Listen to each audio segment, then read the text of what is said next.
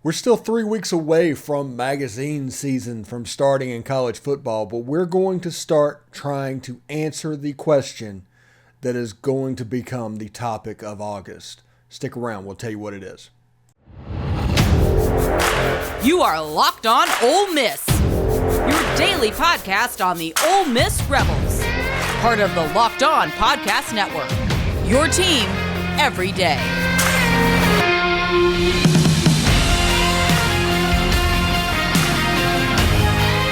Thanks for making the Locked On Ole Miss podcast your first listen every day. We are in fact free and available wherever you get your podcast, including YouTube. Hi, I'm Stephen Willis. This is the Locked On Ole Miss podcast, and we're going to jump right into it. And what we're going to talk about today is the Suntarine Perkins question, and that is what to do with him. Now, this defense, I have said all along, is not a finished product and has not been a finished product all through spring. So any judgments that you have to spring football probably needs to wait until at least the transfer portal window shakes out and how Suntarine Perkins is going to be used. Now, I contend, and this is just me, Ole Miss's lack of a jack position, and I realize most of those are 6'3", 6'4", 250 pounds.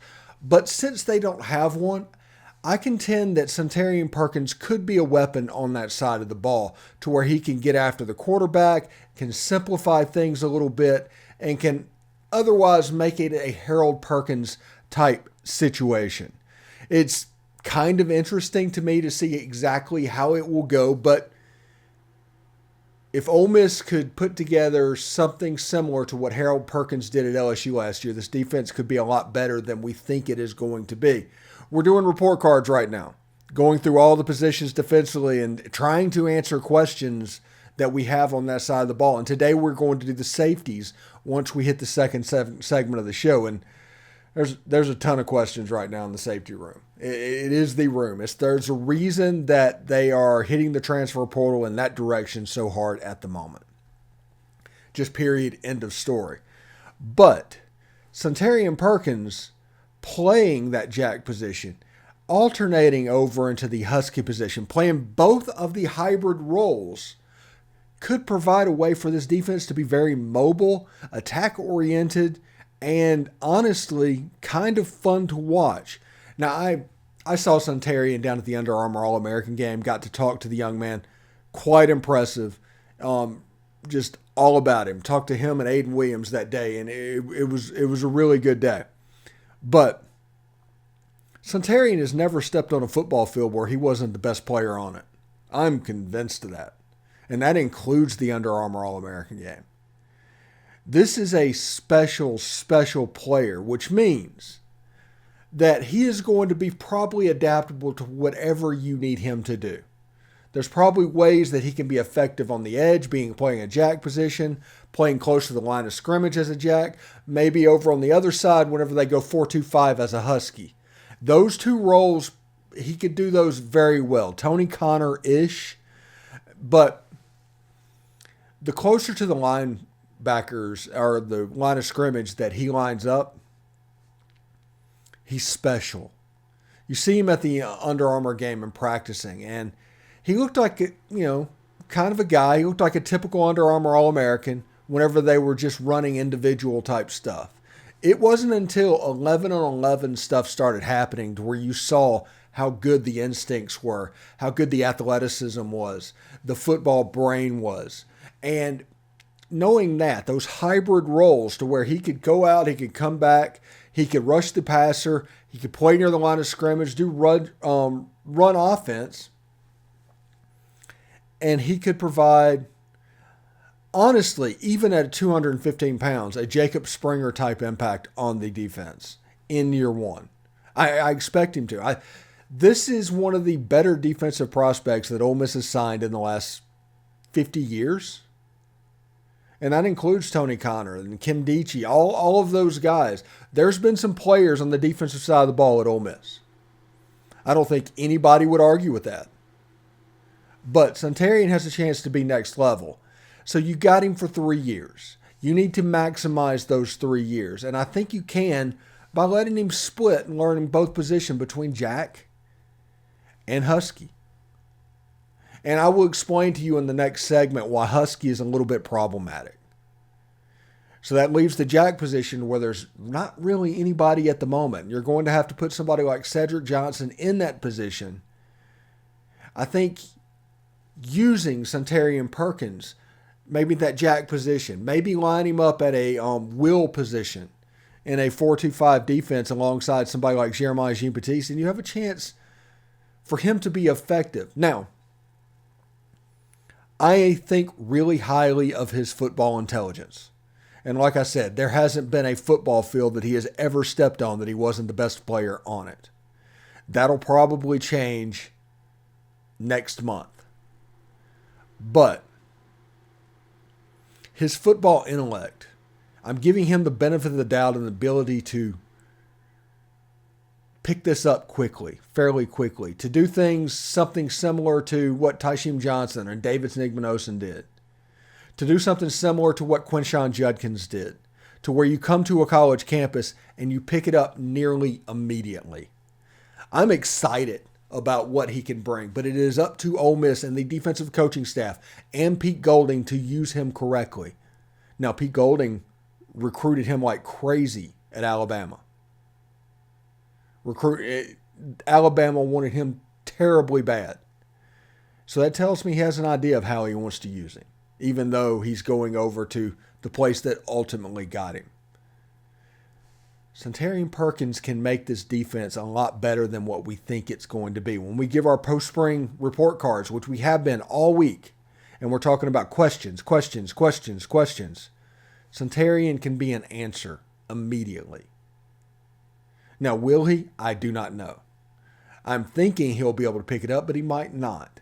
And sometimes when he don't, it takes a little bit of time. Even Harold Perkins, it took 4 or 5 games for him to hit his stride and become a dangerous player defensively. We'll see what Suntarine can do. I'm betting on the fact that he's going to do quite well. Him and Aiden both. Both of them are as college ready as the wide receivers I've seen in quite some time. But I think they will be able to go far, and I think they will be able to impact the game, so to speak. Anyway, today's show is brought to you by Built Bar.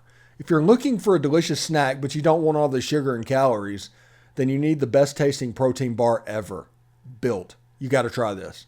If you're like me and you want to make a healthier snack choice, but you don't want to compromise taste, I've got just the thing for you. Built Bars and Built Puffs. Built Bars are healthy and taste amazing. Seriously, they taste so amazing, you won't even think they're good for you. You got to try this. What makes the Built Bar so good? Well, for starters, they're all covered in 100% real chocolate. That's right, real dark chocolate. And they come in unbelievable flavors like churro and peanut butter brownie and cookies and cream. I'm not sure how they do it, but these bars taste like a candy bar while maintaining amazing macros. And what's even better is they're healthy. Only 130 calories, 4 grams of sugar, 17 grams of protein. And now you don't need to wait to get a box. For years, we've been talking about how you can go to Built.com, put in promo code LOCKEDON15, order your bars, and they'll come to your house. Now you can go to Walmart or Sam's Club, and still you're able to get the specialty flavors on Built.com.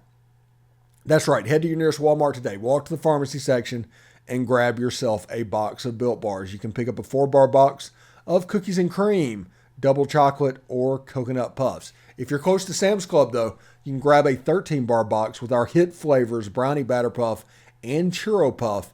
You will thank me later. These things are delicious. Heck, try the promo code if you need to order off of Built.com, LOCKEDON15. I don't know if it works, but it might. So give it a try. You can thank me later.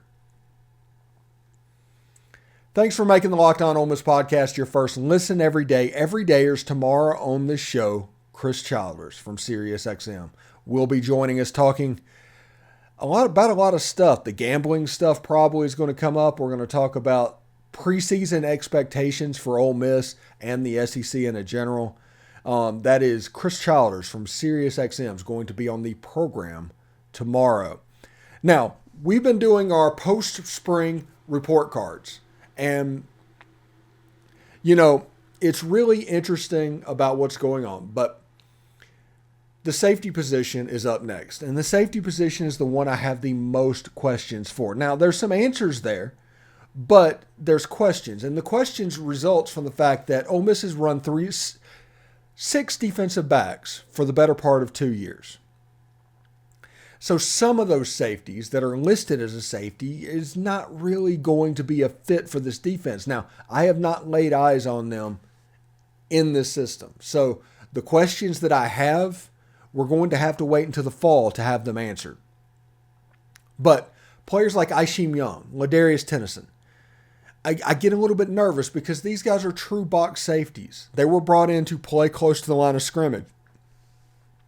If they play safety for Ole Miss, they are going to be a Husky candidate, and that's the reason I said, hold the horses a little bit for Suntarine Perkins.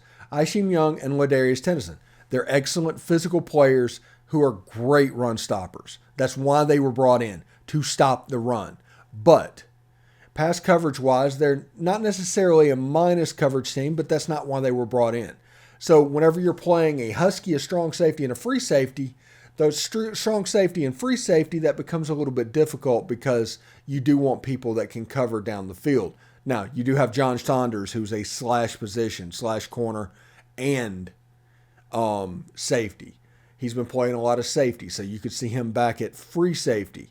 Now, you have Trey Washington, who backed up Otis Reese pretty consistently last year and played pretty well.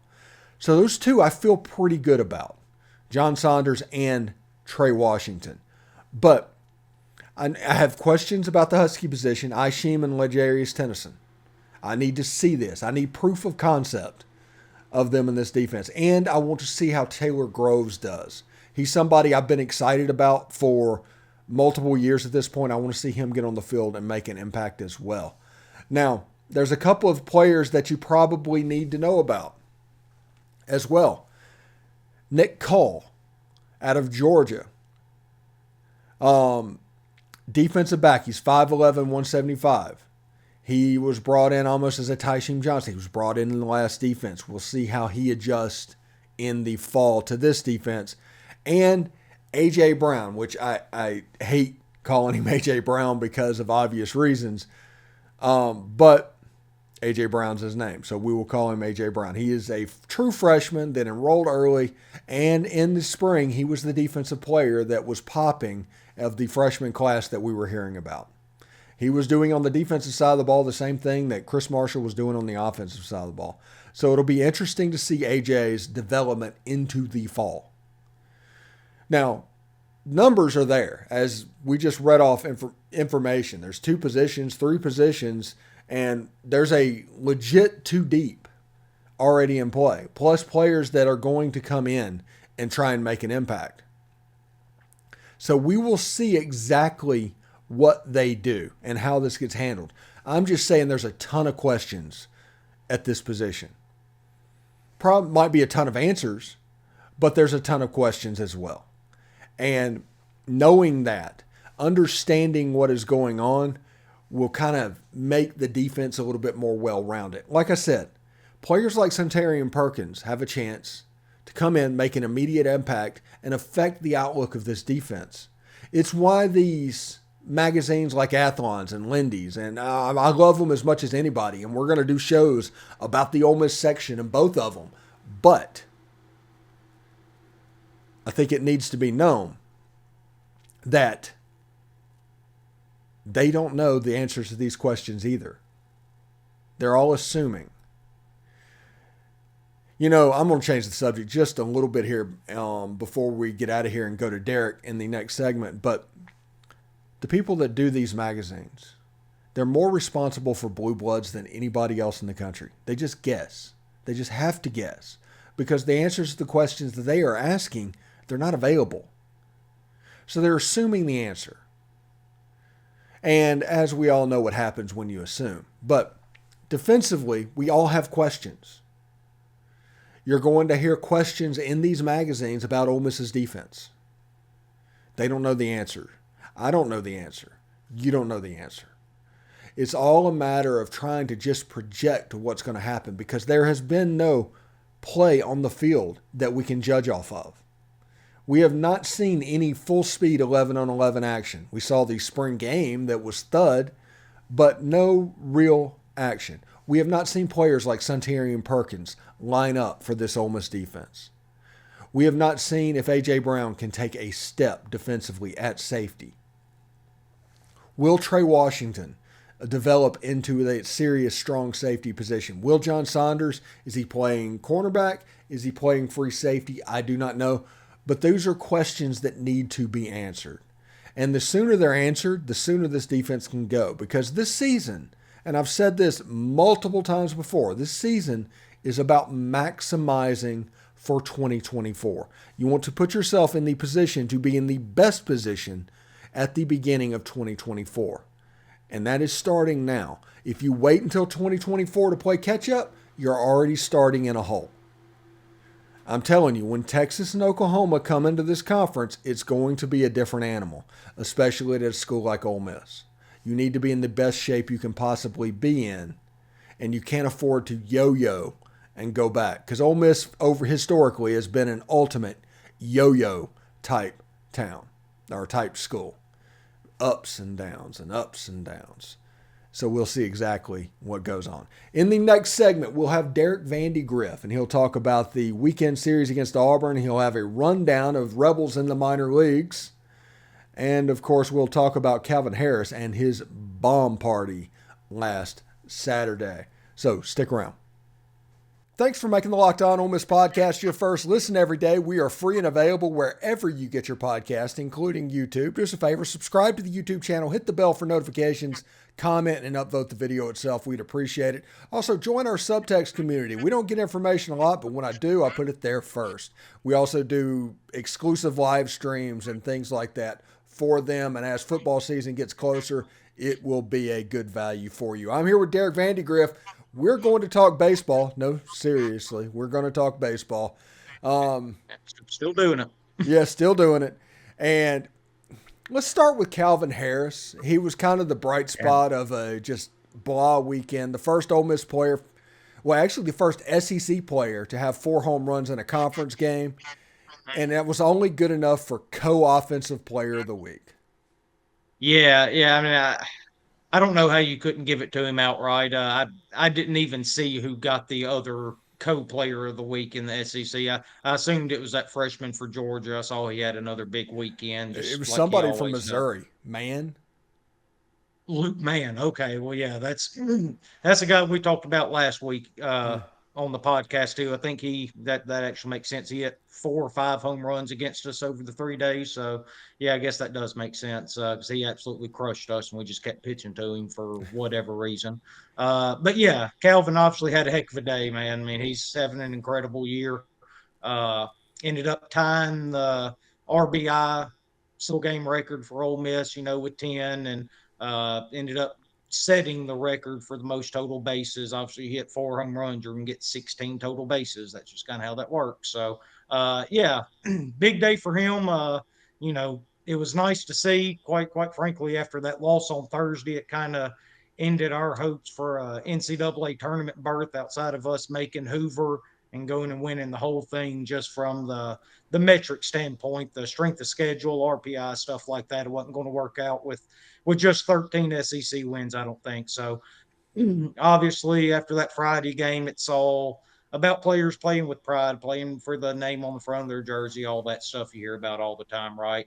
And I do think that's important. I mean, that's one thing that we've always done, always play with pride. This is a very proud program, this is a kind of season Mike Bianco's never gone through before. And to see those guys, I mean, they still fought like hell this weekend. I know Friday was an absolute embarrassment, but, I believe Mike Bianco even said as much about Friday. I think that was his direct quote, and he's absolutely right.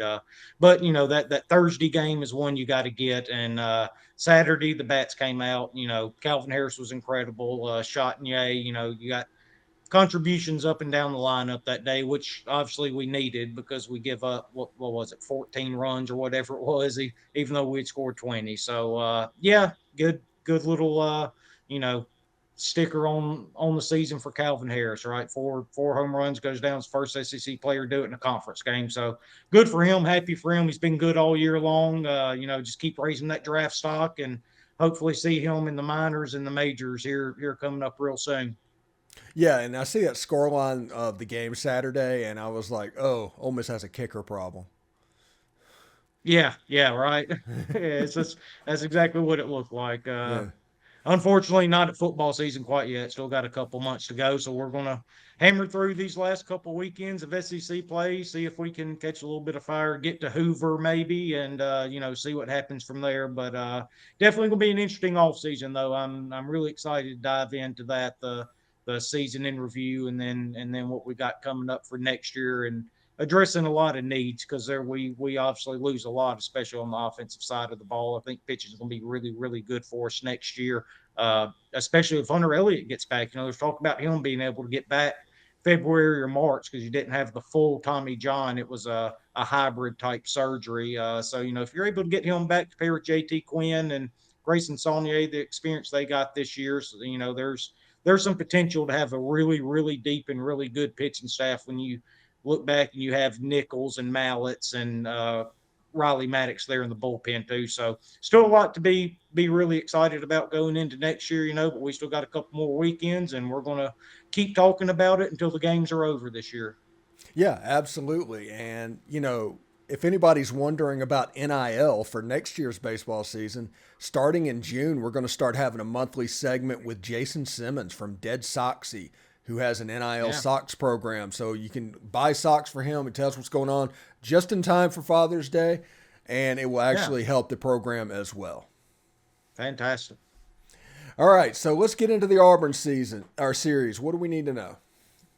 Yeah, Auburn's coming in. I mean, they've got a heck of a lot to play for. They've had two really good weekends. They took 2 out of 3 from LSU at home this past weekend. Weekend before that, they went to South Carolina and took 2 out of 3. And they look up and they're 11-13 right now with 28 RPIs. We sit here today and number 6 strength of schedule. They come to Oxford obviously this weekend, and then they get Missouri at home next weekend. So you get 2 of the bottom 3 teams in the SEC, and with metrics like that, the RPI and the strength of schedule, if they get enough wins, they could really play themselves into a host. And Butch is over there telling them that too. Not to overlook Ole Miss or Missouri because of how much they have on the lines. We're going to get a really, really motivated Auburn team, I feel like, this weekend, and especially if I'm not mistaken, I don't think Auburn's won a baseball game in Oxford since 2014. So I'm sure they want to get that monkey off their back too, right? And quite frankly, this is the year to do it.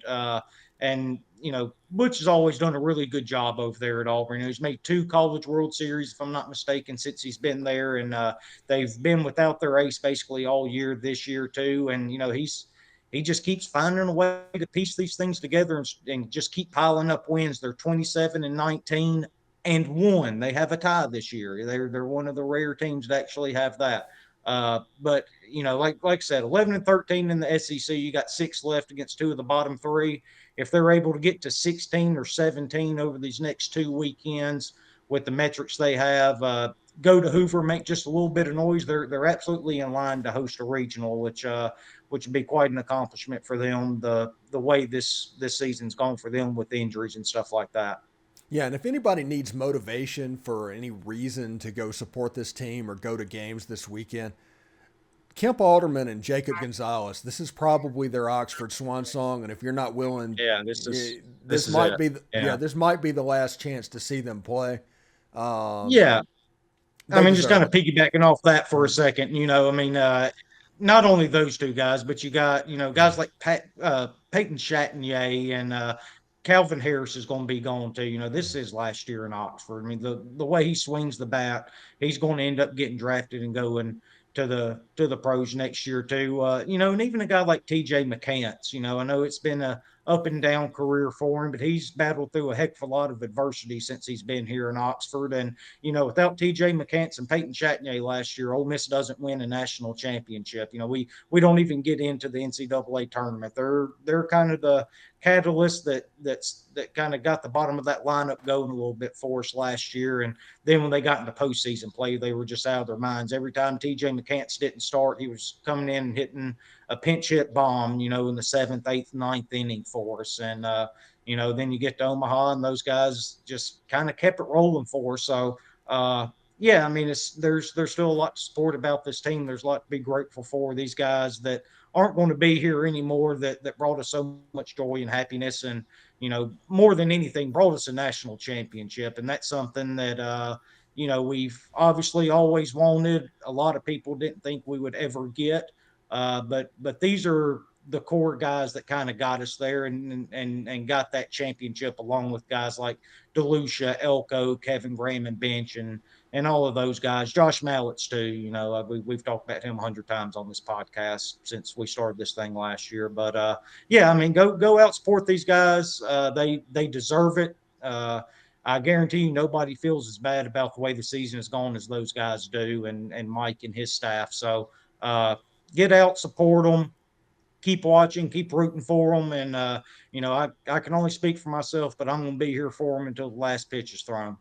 Absolutely. Before we get out of here, Rebels and minor league baseball. Any headlines we need to know about? Mm-hmm. Yeah, Tim Elko actually on Tuesday got named the Carolina Player of the Month. He is hitting everything that is thrown across the plate right now. 324, 7 home runs, a 959 OPS. Seems like every morning I wake up and scroll through Twitter with my morning coffee, I'm seeing another highlight of him hitting a big monster home run.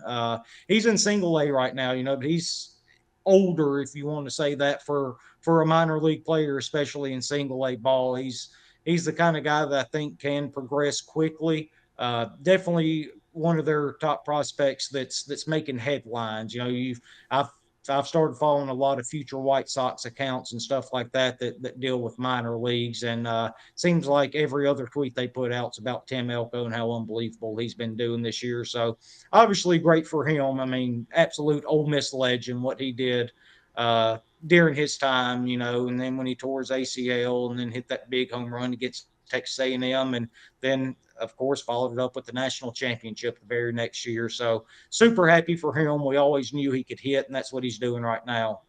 Doug Nikhazy's in Double A in Cleveland right now, 3.77 ERA. Really struggling with command though. That's the only thing that's getting him. He's got 20 walks in 14 innings. He struck out 13, so he's almost at a strikeout per inning there. But the 195 walk is something he's got to get under control, and it's something he will get under control. I don't remember that being a huge deal for him while he was in Oxford. So I've got confidence he'll be able to turn that around, and he's going to end up pitching in the big league sooner rather than later, if I had to guess. And then the Oxford boy, Gray Kessinger, he's in AAA right now with Houston. Had a really good year last year, and he's kind of followed it up right now. Shouldn't be too long before you're able to see him somewhere in that Houston Astros lineup, whether it be later this year when the September call-ups come up, or maybe next year. But he's having another really good year, hitting 311 with 4 home runs, 2 steals. He's fielding it really well, 967 fielding percentage in his career. That's over four years of minor league baseball. He's only got 21 errors and 632 chances so far. So he's been really, really good. I do want to mention Ryan Rollison. That's one of the better pitchers I'd ever seen come through Ole Miss. You think of Pomeranz and DeLucia and Nikhazy and Lance Lynn. Ryan Rollison's right there in that group. I mean, he was absolutely dominant for us while he was here. He was really breezing through the minors. He was pitching really well there his first couple years, and ended up having to have a shoulder surgery, which cost him all of last year. That set him back a little bit. So, but he's over that. He's recovering. Should pitch this year, and there's some that think that he could even make his major league debut for the Rockies later on in the year. So that would be a lot of fun to see Ryan come up and actually be able to contribute a little bit to the Rockies. We saw that went with Drew Pomeranz when he got up there. It's an incredibly hard place to pitch, but if anybody can do it, I got faith in Ryan, and hopefully he can get back to 100% and get back to the way he was a couple years ago when he was dominating the minor leagues. Thanks for making the Locked On Ole Miss podcast your first listen every day. Every day or tomorrow on the show, Chris Childers of Sirius XM fame will be on the show, the Friday Locked On Ole Miss podcast. So tune in for that if technology doesn't get in our way and prevent it from happening. Anyway, Derek, thank you very much for stopping by. We'll see you next week, bud. All right, buddy. Hi, Toddy. Howdy, toddy.